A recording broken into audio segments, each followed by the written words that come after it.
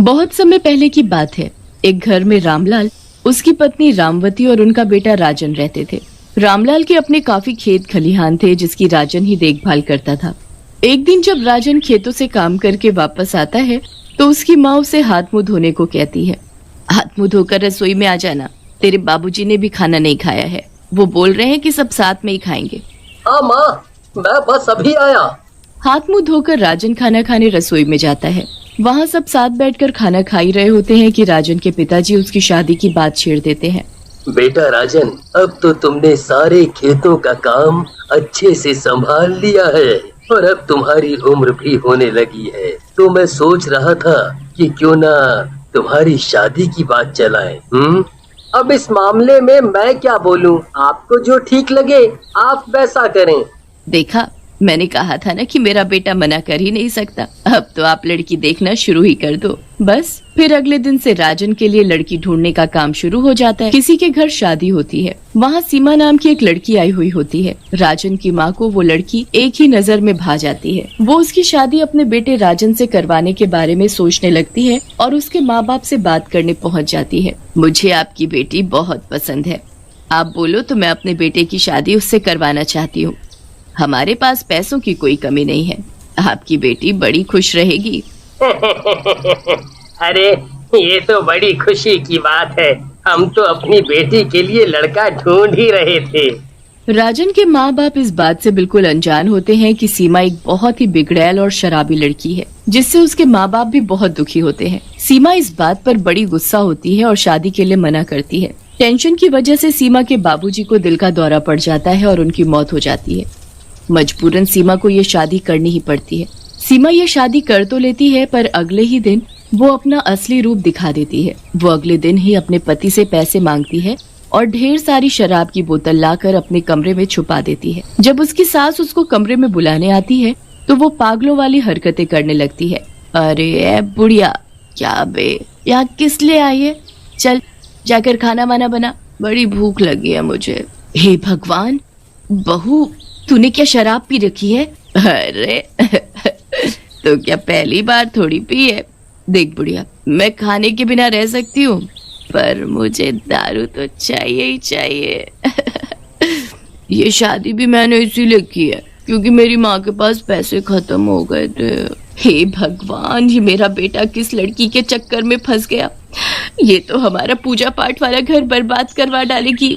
अब सीमा रोज दारू पीकर घर में कलेश करती और उससे सब दुखी हो जाते। किसी को समझ ही नहीं आ रहा था कि वो क्या करे। आखिरकार उन्होंने सीमा की माँ से बात करने की कोशिश की तो पता चला कि वो अब उस घर में नहीं रहती। आए दिन घर के कलेश और मोहल्ले में बदनामी के कारण सबका जीना इतना मुश्किल हो जाता है पर कोई सीमा को रोक नहीं पाता। एक दिन सीमा की इसी बात पर अपने ससुराल में बहुत लड़ाई होती है। तुम लोग तो मुझे चैन से पीने भी नहीं देते, लगता है मुझे कहीं और जाकर पीना पड़ेगा। सीमा दारू की ढेर सारी बोतल निकालती है और घर से निकल जाती है। वो किसी के रोकने से नहीं रुकती। वो दूर एक नदी के किनारे जाकर बैठ जाती है और वहाँ दारू पीनी शुरू कर देती है। पूरा दिन दारू पीने के बाद उसे होश ही नहीं होता। वो जैसे तैसे उठने की कोशिश करती है पर उसका पैर फिसल जाता है और वो सीधा नदी में जा गिरती है। सीमा हाथ पैर मारती है पर दारू पीने की वजह से खुद को बचा नहीं पाती और उसकी मौत हो जाती है। मरने के बाद सीमा चुड़ैल बन जाती है और उसकी शराब पीने की भूख और ज्यादा बढ़ जाती है। शराब, शराब, कहाँ है शराब? मुझे शराब चाहिए, शराब। शराब के लिए वो पागल हो जाती है और चिल्लाती हुई अपने ससुराल पहुंचती है। वहां जाकर वो सीधा अपने कमरे के दरवाजे में धक्का मारती है। आवाज सुनकर राजन उठ जाता है और अपने सामने चुड़ैल को देखकर बुरी तरह चिल्लाना शुरू कर देता है। चुड़ैल, चुड़ैल, माँ, बाबूजी, जल्दी आओ। राजन की चीख सुनकर उसके माँ बाप जल्दी जल्दी भाग कर आते हैं तो चुड़ैल को देखकर उनके भी होश उड़ जाते हैं। चुड़ैल, बाप रे, ये चुड़ैल कहाँ से आ गई? ए बुढ़िया, यहाँ क्या खड़ी खड़ी मुझे देख रही है? चल जा मेरे लिए शराब लेकर आ, मुझे शराब पीनी है। शराब? शराब कहाँ से लाऊं मैं? अरे वो सीमा की अलमारी रखी होगी, उसी में से निकाल कर दे दो ना। हाँ माँ, जल्दी करो वरना ये जाने हमारे साथ क्या करेगी। राजन की माँ जल्दी से जाती है और अलमारी से शराब निकालकर उस चुड़ैल को दे देती है। शराब देखकर चुड़ैल के चेहरे पर मुस्कुराहट आ जाती है। वो राजन की माँ के हाथ से शराब की बोतल छीनकर गटागट सारी शराब पी जाती है। शराब पीने के बाद वो अचानक गायब हो जाती है। हे भगवान, ये कहाँ गई? ये हो क्या रहा है? एक चुड़ैल हमारे घर आई और शराब पीकर चली गई।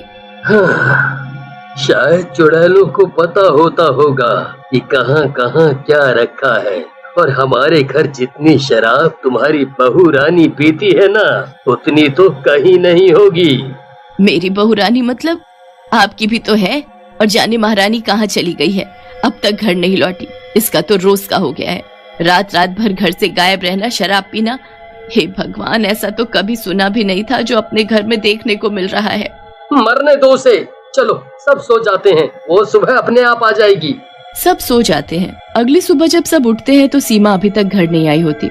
सबको उसकी फिक्र होने लगती है कि आखिर वो ऐसे इतनी देर के लिए कभी गायब नहीं हुई। पूरा दिन सब उसका इंतजार करते हैं, फिर उसे ढूंढने भी जाते हैं, पर सीमा का कहीं पता नहीं चलता।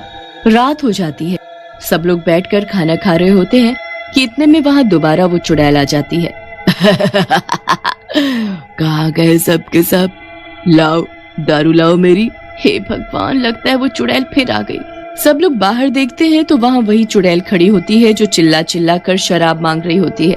राजन जल्दी से डर की वजह से अलमारी से उसे शराब की बोतल निकाल कर दे देता है। चुड़ैल वैसे ही गटागट शराब पी जाती है और फिर से गायब हो जाती है। अब वो चुड़ैल रोज रात को आकर राजन और उसके घर वालों से शराब मांग कर पीने लगती है। पहले ही वो सीमा के गायब होने से बहुत परेशान होते हैं और अब उस चुड़ैल की वजह से और ज्यादा परेशान हो जाते हैं। एक दिन राजन की माँ इस चुड़ैल का हल निकालने के लिए एक बाबा के पास जाती है और उनको सारी बात बताती है। अच्छा, तू फिक्र मत कर, मैं सब ठीक कर दूंगा। तू एक काम कर, ये पानी ले और इसे शराब में मिला दे। जब वो चुड़ैल शराब मांगने आए तो उसे यही पानी मिली हुई शराब दे देना। बाबा मंत्र पढ़ा पानी राजन की माँ को दे देता है, जिसे वो घर ले जाकर एक शराब की बोतल में मिला देती है। रात होते ही वो चुड़ैल वापस आती है और शराब मांगने लगती है। कहाँ मर गए सब के सब? मुझे शराब दो, शराब चाहिए मुझे। हाँ, अब मैं बस अभी लाई। राजन की माँ वही पानी मिली शराब चुड़ैल को लाकर दे देती है। चुड़ैल बोतल खोलती है और गटागट शराब पी जाती है। शराब पीते ही उसका शरीर जलने लगता है। बचाओ बचाओ मुझे कोई, मेरा शरीर जल रहा है। क्या था इस शराब में? तूने हमें बड़ा परेशान किया हुआ था। एक तो हम अपनी बहू को ढूंढ ढूंढ कर दुखी थे और तूने हमारी जिंदगी हराम कर रखी थी, पर तुम्हारी बहू तो मैं ही हूँ। मुझे बचा लो, मेरा शरीर जल रहा है। मैं सच बोल रही हूँ, मैं सीमा ही हूँ। उस दिन शराब के नशे में मैं नदी में गिर गई और मेरी मौत हो गई थी। मुझे अभी बहुत तकलीफ हो रही है, मुझे बचा लो। क्या सच में तुम सीमा हो? यकीन नहीं होता तो अभी जाकर नदी में देखो, मेरी लाश पड़ी होगी। पर अभी मुझे इस तकलीफ से बचाओ। राजन जल्दी से कुछ लोगों को इकट्ठा करके नदी में जाकर देखता है तो वहाँ सच में सीमा की लाश पड़ी होती है। पूरे गांव में शोर मच जाता है। जल्दी से राजन की माँ उस तांत्रिक को अपने घर लेकर आती है, जहाँ वो चुड़ैल दर्द से तड़प रही होती है। ये चुड़ैल नहीं, हमारी बहू है। इसकी मौत नदी में गिरने से हो गई और ये चुड़ैल बन गई। इसे तकलीफ से मुक्त करो बाबा। तांत्रिक अपने मंत्र पढ़ता है और गांव वालों से सीमा की लाश का अंतिम संस्कार करने को कहता है। जैसे ही गांव वाले सीमा की लाश को जलाते हैं, चुड़ैल की तकलीफ कम होने लगती है। मैंने तुम लोगों को बहुत परेशान किया और मेरी शराब की लत की वजह से मेरे पापा मर गए और मैंने खुद की जान भी गंवा दी। मैंने कभी नहीं सोचा कि ये शराब मेरी जिंदगी बर्बाद कर रही है। तुम लोगों के साथ मैंने बहुत बुरा किया, फिर भी तुम लोगों ने मुझे मुक्ति दी। मुझे माफ करना। इतना कहकर चुड़ैल गायब हो गई और कभी दोबारा उन लोगों को दिखाई नहीं दी। कुछ समय बाद राजन ने दूसरी लड़की से शादी कर ली, जिसके साथ वो खुशी खुशी